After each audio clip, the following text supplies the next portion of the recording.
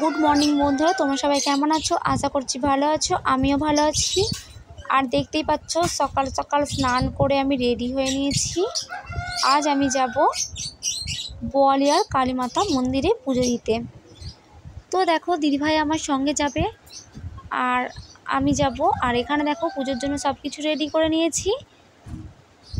এই যে এগুলো হচ্ছে আমাদের গাছের ফুল নিয়েছি চিকে করে, আর এখানে আছে 5 রকমের ফল। তো এগুলোই আমি নিয়ে যাব আপাতত।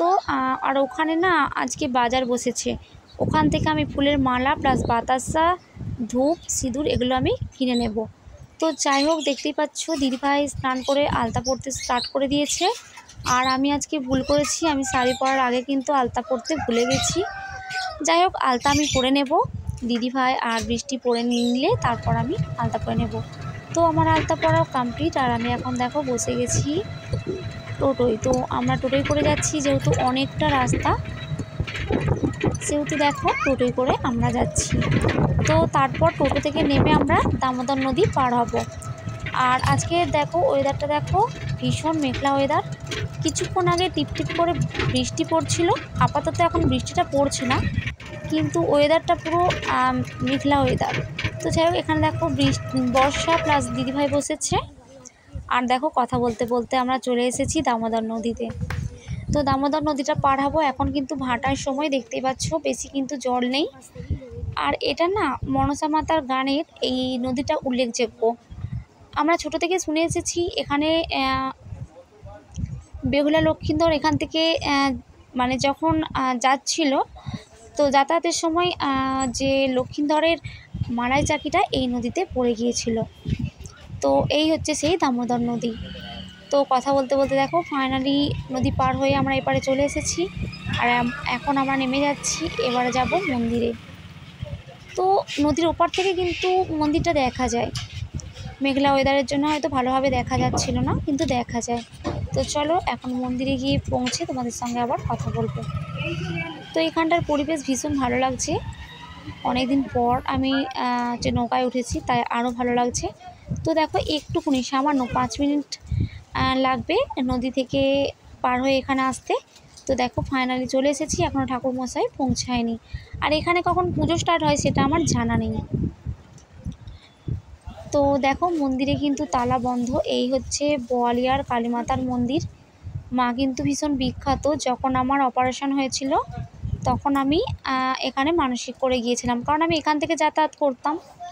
আমি উলুবেড়িয়ায় ডাক্তারবাবুকে দেখাতে যেতাম আর এখান থেকে যাতায়াত করতাম। সেজন্য আমি মায়ের কাছে মানসিক করেছিলাম যে মা, আমার অপারেশন যদি সাকসেস হয় আমি তোমার কাছে নিজে এসে পুজো দিয়ে যাব। তো সেই উপলক্ষে এখানে আসা।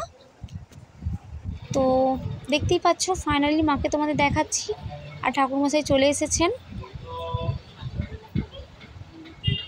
তো এখানে ঠাকুরমশাই ভীষণ ভীষণ ভালো।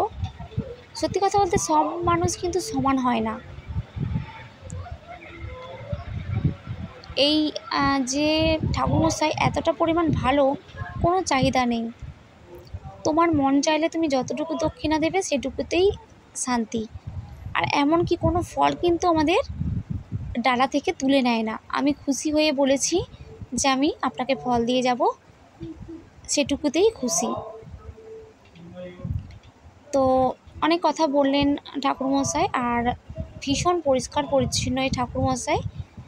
প্রথমে মাকে পুরো পরিষ্কার করে নিলেন, মাকে প্লাস বাবাকে পুরো পরিষ্কার করে নিয়েছেন, তারপর উনি পুজোয় বসেছেন। তো কেমন লাগছে এই কালীমাতা মন্দির তোমরা প্লিজ বলবে। আর ফাইনালি কথা বলতে বলতে দেখো পুজোটাও হয়ে গেছে, আর আমরা যাব বাড়ি। ভীষণ মেঘ করেছে, কি বলবো তোমাদের। হয়তো বাড়ি যেতে যেতেই বৃষ্টি আসবে, আর আমার ফোনেও কিন্তু অল্প পরিমাণ চার্জ। তো বাইরে থেকে তোমাদের একটু মন্দিরটা দেখিয়ে নিই। এই হচ্ছে সেই বোয়ালিয়ার কালীমাতার মন্দির, একদম গঙ্গার সামনে। একদম মানে কি বলবো, এতটা সামনে, ভীষণ ভালো লাগে এই মন্দির আর গঙ্গার ধার একসাথে হওয়ার জন্য আরও এখানে বেশি ভালো লাগে। তো যাই হোক, কথা বলতে বলতে দেখো নদীর ধারে চলে এসেছি, আর পুরোটা ভালো করে তোমাদের দেখাচ্ছি। আর দেখো এখন ফাঁকা নৌকা, এখন বাজে 1:30, বেশ ভালোই লাগছে। আর তোমাদের দাদার ভাইয়ের কাজের জন্য ট্রান্সপোর্টে 2টো কার্টুনে কাজের জন্য কিছু জিনিসপত্র এসেছে, ভালোই হয়েছে। একেবারে নিয়ে বাড়ি চলে যাব, এক কাজে দুই হলো। আর ডবল করে তোমাদের দাদাভাইকে আসতে হবে না। তো দেখো পুরো নৌকা ফাঁকা, আর এখনও ভাটার সময় দেখো। তো যেহেতু এটা বোয়ালিয়ার স্টেশন, সেহেতু এখানেই নামানো হয় আমাদের কাজের যে জিনিসগুলো, আমরা বলি ট্রান্সপোর্টে যে মানে কাজের জন্য যে জিনিসগুলো আসে। তো চলো, বাই।